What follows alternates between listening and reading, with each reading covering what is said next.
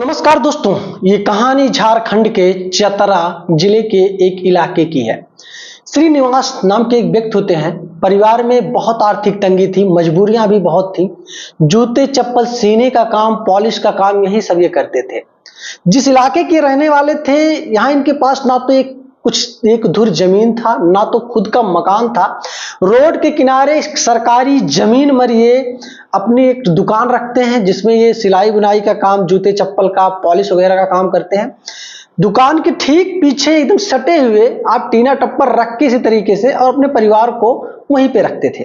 परिवार में कोई नहीं था। श्रीनिवास, इनकी एक 14 साल की बेटी आरुषि जिसका नाम है, और इनकी एक पत्नी। धीरे धीरे करके सब कुछ ठीक ठाक चल रहा था। अचानक एक दिन इनके पत्नी के पेट में दर्द होता है, और जब ये हॉस्पिटल के लिए जाते हैं तो वहां डॉक्टरों ने कई सारे ऑपरेशन के बारे में बताया, कई सारी बड़ी बीमारियों के बारे में बताया। श्रीनिवास जब पूछे डॉक्टर साहब खर्चा कितना आएगा, तो डॉक्टरों ने बताया यही मान के चलो 2-3 लाख रुपया लग जाएगा। जो व्यक्ति दिन का 200 रुपया कमा रहा हो, अचानक किसी डॉक्टर ने उसको अगर 3 लाख के बारे में बता दिया, तो आप सोच कर देखो उसके लिए कितना टेंशन बन जाएगी। श्रीनिवास बड़े चिंतित हो गए और डॉक्टरों से कहा, डॉक्टर साहब ज्यादा पैसा तो है नहीं मेरे पास, गरीबी बहुत है, कुछ दवाइयां आप दे दो, 2-4-6 दिन 10 दिन खिलाता हूं, इधर उधर से पैसे का इंतजाम मैं करता हूं, और अगर हो पाएगा तो मैं फिर लेके आऊंगा। डॉक्टरों ने कहा ठीक है, लेकिन लेट मत करना, जल्द से जल्द करना जो भी कुछ करना होगा, क्योंकि समय कम है इनके पास, नहीं तो ये समस्या बहुत बढ़ जाएगी और ये मर भी सकती हैं। श्रीनिवास बड़े उदास हुए, अपने पत्नी को वहां हॉस्पिटल से लेके घर पे आते हैं।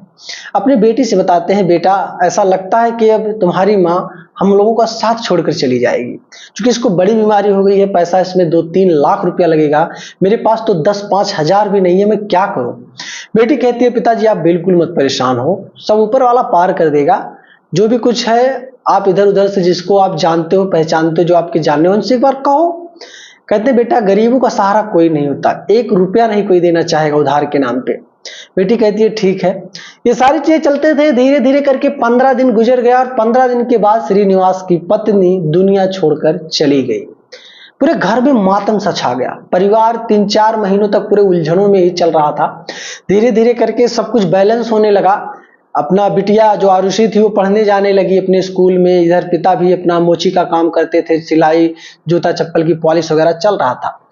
अब धीरे धीरे करके अगल बगल कुछ मुस्लिम क्षेत्र थे, हिंदू क्षेत्र भी थे, और 2-3 मुसलमान थे, और उसमें से एक हिंदू भी शामिल था। 3-4 लड़कों ने पता नहीं कौन सी हैवानियत की कहानी पढ़ी, क्या किया कि लोगों ने अपने दिमाग में एक बड़ी घटना को अंजाम देने का फिराक बना लिया। एक दिन ये होता है कि थोड़ी ही दूर पर तकरीबन 2 किलोमीटर की रेंज में श्रीनिवास के पास एक इमिटेशन आता है मृत भोज का। जैसा आप जानते हो उत्तर प्रदेश, बिहार, झारखंड में ये सारी चीजें चलती हैं। मृत भोज का लोग प्रोग्राम करते हैं जब किसी के घर कोई मर जाता है।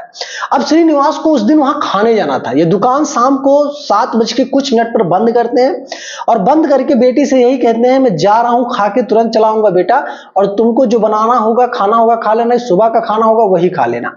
बेटी पढ़ रही थी पीछे, दुकान के पीछे जो इन्होंने टीन टप्पर का बनाया था उसमें चुपचाप ये पढ़ाई कर रही थी।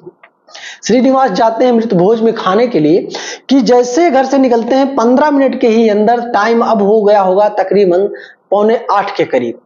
अब जैसे ये जाते हैं तुरंत 15 मिनट के बाद कमरे में 3 लड़के, 3 नहीं 4 लड़के अचानक घुसते हैं, और उनकी बेटी आरुषि को पहले पीटते हैं, थोड़ी बहुत मुंह दबाते हैं, मुंह में कपड़ा डाल देते हैं, और बारी बारी करके चारों लड़के मात्र आधे 1 घंटे के अंदर बड़े घटना को अंजाम देते हैं, यानी कि उस लड़की के साथ गलत काम करते हैं।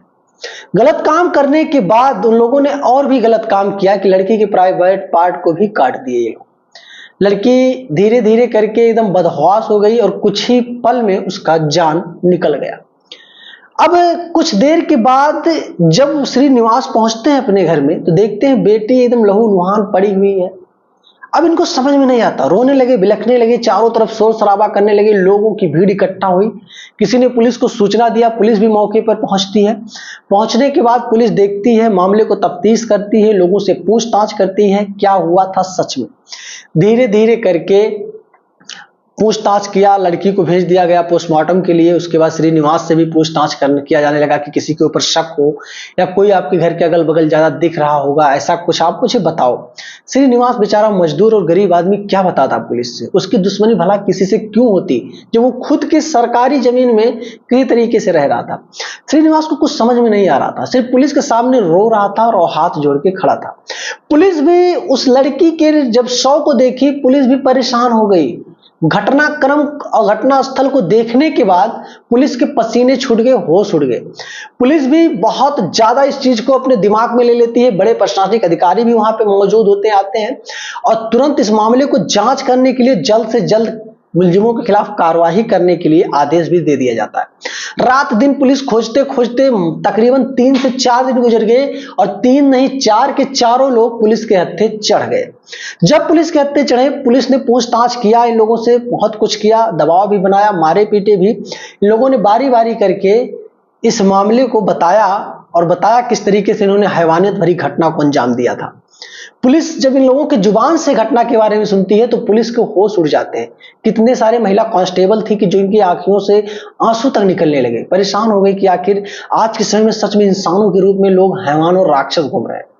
अब श्रीनिवास जब इस चीज को सुनता है कि चारों लोग पकड़े जा चुके हैं, पुलिस ने उनको गिरफ्तार कर लिया, तो थाने पहुंचता है और कहता है साहब बस उन चारों का चेहरा मुझे दिखा दो, मैं देखना चाहता हूं कि आखिर इंसानों के भेष में राक्षस कैसे दिखते हैं, मैं देखना चाहता हूं। पुलिस कहती है नहीं आप परेशान मत हो, आप जाओ। श्रीनिवास कहते हैं साहब मैं कुछ नहीं करूंगा, आप ये मत सोचो कि मैं इनको मार दूंगा या ऐसा कुछ कर पाऊंगा, मुझे खुद खाने का ठिकाना नहीं है, मैं इन लोगों के बारे में क्या करूंगा क्या सोचूंगा, बस साहब एक बार मैं देखना चाहता हूं कैसे इंसान है कैसे लड़के हैं और कुछ सवाल करना चाहता हूं। श्रीनिवास की जुबान से रिक्वेस्ट भरी शब्द सुनने के बाद पुलिस कर्मियों ने एक फैसला लिया, ठीक है चलो साथ में और बातचीत कर लो, उनसे पूछो। श्रीनिवास जाते हैं मुलजिमों के पास और कहते हैं कि क्या कसूर किया था मेरी बेटी ने, आखिर क्या तुम लोगों ने सोचा, मेरी बेटी मिली थी एक गरीब की। रोते हुए बहुत सारे सवाल करने लगे। मुलजिमानों ने अपना जुबान तक नहीं खोला और दूसरे दिन को कोर्ट में पेश कर दिया। कोर्ट में पेश करने के बाद कोर्ट ने इनको जेल भेज दिया। अब इनको या तो फांसी होगी और या फिर उम्र कैद होगी। हालांकि ये लोग फरार नहीं हो पाए और पकड़े गए। मेरे दोस्त 3 मुस्लिम लड़के थे, एक हिंदू लड़का भी इसमें शामिल था, उन्हीं का बहुत चहेता था। धीरे धीरे करके मामला पूरे समाज में फैलने लगा कि क्या हुआ कैसे हुआ, लोगों के अंदर एक भय जागने लगा। लेकिन दोस्त आप सोच कर देखो, सिर्फ जेल ही जाना या जेल ही भेजना इनके लिए काफी था। ऐसे घटना को अंजाम देने वाले मुलजिमों को मैं तो कहता हूं सरे बाजार गर्दन काट के अलग कर देना चाहिए, जहां तक मैं अपना ओपिनियन रखना चाहता हूं। क्योंकि ऐसे ही लोगों का मन बढ़ता जा रहा है, लोग ऐसी घटनाओं को अंजाम देते जा रहे हैं, क्योंकि उनको पता है अगर कुछ भी करेगी कानून तो ज्यादा से ज्यादा उनको जेल भेज देगी। 4-6 महीना साल 2 साल रहेंगे पैरोल पे या जमानत पे, हाई कोर्ट सुप्रीम कोर्ट में अपील करने के बाद छूट जाएंगे, फिर इसी तरीके से कांड करेंगे। तो जाहिर सी बात है खासकर इस मामले में सरकार को संशोधन करने की बहुत ज्यादा जरूरत है। ये घटना दोस्त कई सालों पुरानी है। जो घटना मैं आपको बता रहा हूं, इस घटना के बारे में किसी से मुझे जब जानकारी मिली तो मैंने इस चीज को आपके साथ शेयर करने की कोशिश की ताकि आपके अंदर जागरूकता आए। कभी भी अपने परिवार को, बच्चियों को अकेला घर पे ना छोड़े, ना तो किसी के सहारे छोड़े, क्योंकि आज के समय में सच में इंसान के रूप में काफी ज्यादा लोग राक्षस घूम रहे हैं। तो वीडियो पसंद आए दोस्त तो लाइक करना, चैनल पे नए हो तो सब्सक्राइब करना। मिलूंगा फिर एक शानदार से कॉन्सेप्ट को लेकर, तब तक के लिए जय हिंद।